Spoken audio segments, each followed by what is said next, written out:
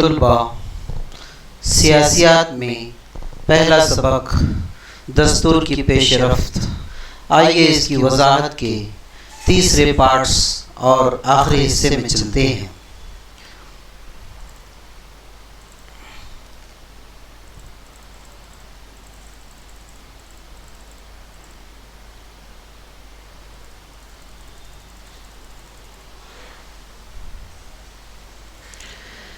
ہم نے پچھلے حصے میں خواتین سے متعلق قوانین اور نمائندگی سے متعلق پیش بندی کی تھی پیج نمبر 71 پہ۔ آئیے پیج نمبر 72 پہ اگلا حصہ جو ہے اس کو سمجھنے کی کوشش کرتے ہیں۔ تو ہمارے ملک میں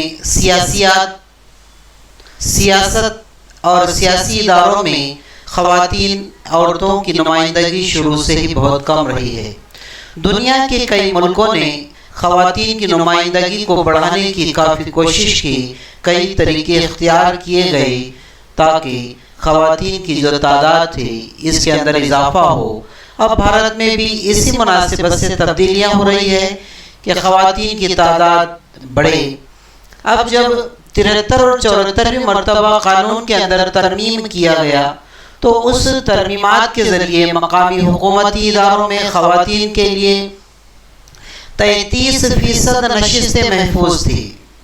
بعد میں مہاراشٹر کے علاوہ کئی اور دیگر ریاستوں میں اس تناسب کو بڑھا دیا گیا اور اس 33% کو بڑھا کر 50% کر دیا گیا۔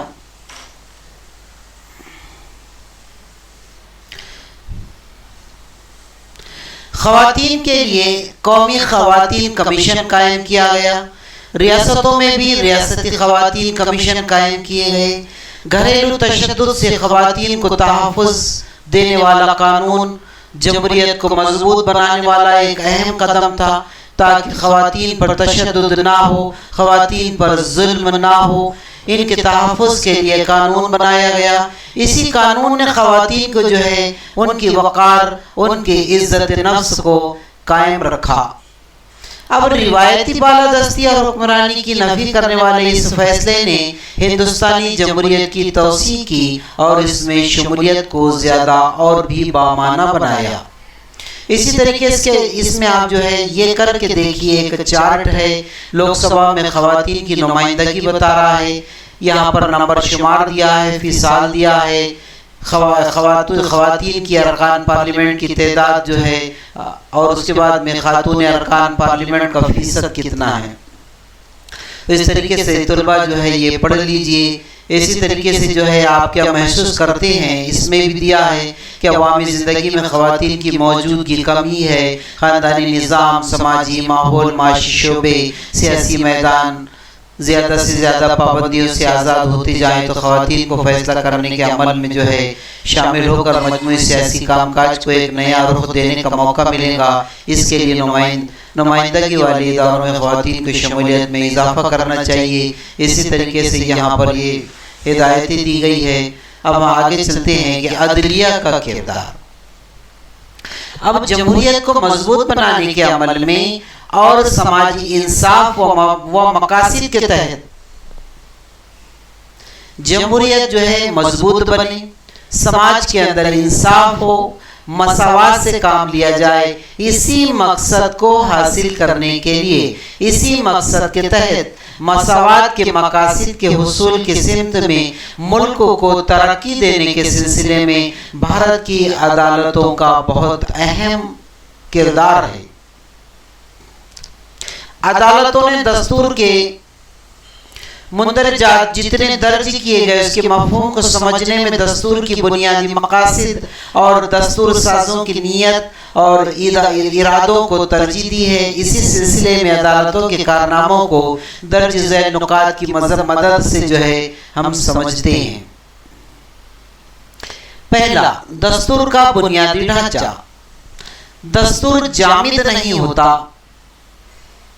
جو کا تو جس طریقے سے اسے شکل دی گئی وہی شکل میں قائم رہے گا۔ اب اس کے اندر کسی طریقے سے بدلاؤ ہونا چاہیے، آنا چاہیے، ایسا نہیں۔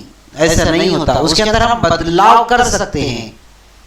یہ کسی زندہ دستاویز کی طرح ہوتا ہے، جس طریقے سے زندہ جو چیزیں ہیں اس میں بدلاؤ کیا جاتا ہے، حالات کے مطابق دستور میں جو ہے ترمیم کرنا پڑتا ہے. کبھی کبھی حالات ایسے بن جاتے ہیں، ایسے مواقع اور ایسے حالات آ جاتے ہیں کہ سوائے ترمیم کے کوئی راستہ نہیں دکھائی دیتا، اور اسی میں ہمارے ملک کی بھلائی ہوتی ہے. اسی لیے جو ہے ترمیم کرنا لازمی اور اشد ضروری ہو جاتا ہے، اور یہ اختیار پارلیمنٹ کو حاصل ہے. اب پارلیمنٹ کے اس اختیار کو تسلیم کرتے ہوئے عدالت نے پارلیمنٹ کو اس کے اختیارات کی حد سے واقف کرا دیا کہ کس حد تک یہ اور کس طریقے سے قانون میں ترمیم کر سکتا ہے. عدالت نے یہ موقف اختیار کیا کہ دستور میں ترمیم کرتے وقت پارلیمنٹ نے جو دستور بنایا ہے، جو اس کی ساخت ہے، basic structure of the constitution, اس کو نقصان نہ پہنچے، اس کو دھیان میں رکھتے ہوئے جو ہے قانون کے اندر ترمیم کی جاتی ہے.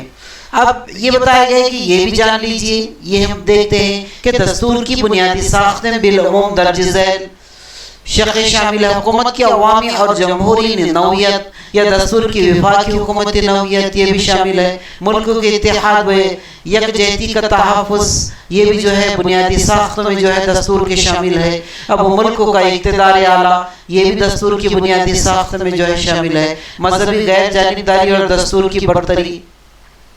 اسی طریقے سے جو ہے جمہوریت کے لیے اچھی حکومت یا حکومت کا کام کاج کا عمدہ ہونا بہت ضروری ہوتا ہے. اس کے لیے درج ذیل خصوصیات جو ہے اس میں شامل ہونا کافی لازمی ہے. اچھی حکومت کی ان خصوصیات کو جمہوریت میں پروان چڑھانے کے لیے کیا کرنا ہوگا، یہ اس میں جو ہے ہمارے پاس میں 5 باتیں بتائی گئی کہ جمہوریت کس طریقے سے پروان چڑھ سکتی ہے، کون سی اس کے اندر خاصیت ہونی چاہیے، کون سی خوبی ہونی چاہیے. پہلی خصوصیت اور خوبی یہ ہے کہ ذمہ داریوں سے واقفیت رکھنے والی حکومت ہو. ایسی حکومت ہو کہ جو ذمہ داری کو سمجھے، وقت پر اپنی ذمہ داری کو اچھی طریقے سے نبھائے، اور مؤثر اور فعال حکومت ہونا چاہیے. جواب دہ حکومت ہوتی ہے کہ جب اس کو جواب دہ کی ایک احساس ہوگا تو وہ جتنا بھی حکومت کام کریں گی تو وہ کافی ذمہ داری سے کریں گی، کافی ایمانداری سے کام کریں گی، کافی انصاف اور مساوات کو لے کر کام کریں گی، کیونکہ وہ جواب دہ حکومت ہے. انصاف پر مبنی اور مکمل ترقی ہونی چاہیے. سرکاری نظام اور فیصلے کے عمل میں جو ہے عوام شامل ہونا چاہیے. اب یہ پوچھ رہا ہے کہ سپریم کورٹ نے پچھلے چند برسوں میں جو مذکورہ موضوعات جو بتائے گئے ہیں، اس پر جو فیصلے دیے گئے ہیں، انہیں تلاش کیجیے اور ان پر جو ہے بحث کیجیے. آئیے ایک آخری پوائنٹ دیکھتے ہیں اس کے عدالتی نظام کا کہ اہم عدالتی فیصلے جو ہوتے ہیں تو دستور میں درج بنیادی حقوق کے ذریعے شہریوں کو جو تحفظ اور حفاظت ملتی ہے، اسے مزید اور زیادہ بامانہ اور اہم بنانے کے نقطہ نظر سے عدالت نے بہت سے کافی فیصلے دیے ہیں. اب عدالت نے جن موضوعات پر، جن ٹاپکس پر فیصلے دیے ہیں، ان میں جو ہے حقوق اطفال ہے، بچوں کے حق کے متعلق، انسانی حقوق کو جو نگہداشت ہونا چاہیے اس پر دیے ہیں کہ کس طریقے سے نگہداشت ہونا چاہیے. خواتین کی وقار اور ان کی عزت کو لے کر بنایا گیا ہے. اسی طریقے سے فرد کی آزادی، آدیواسیوں کو باصلاحیت بنانے، اس جیسے موضوعات پر جو ہے اس میں شامل ہے. عدالتوں کے مذکورہ موضوعات پر فیصلوں کے سبب بھارت میں سیاسی عمل کو اور زیادہ مضبوط کرنے میں مدد ہوئی ہے. ہم نے جو ہے اس سبق میں بھارت کی جمہوریت کے تعلق سے دستور اور اس پر منحصر حکومت کی جو پیش رفت تھی اس کا جائزہ لیا ہے، اور بھارتی جمہوریت کو کئی چیلنجز درپیش ہیں. حکومت کے قوانین ہو، پالیسیوں کے ذریعے تمام مسائل کا خاتمہ نہیں ہو سکتا. آج بھی ہمارے سامنے ایسے کئی نئے مسائل ہیں، نظر آتے ہیں، لیکن اطمینان کی بات یہ ہے کہ جمہوریت کے لیے درکار افراد بھی مستعد ہے.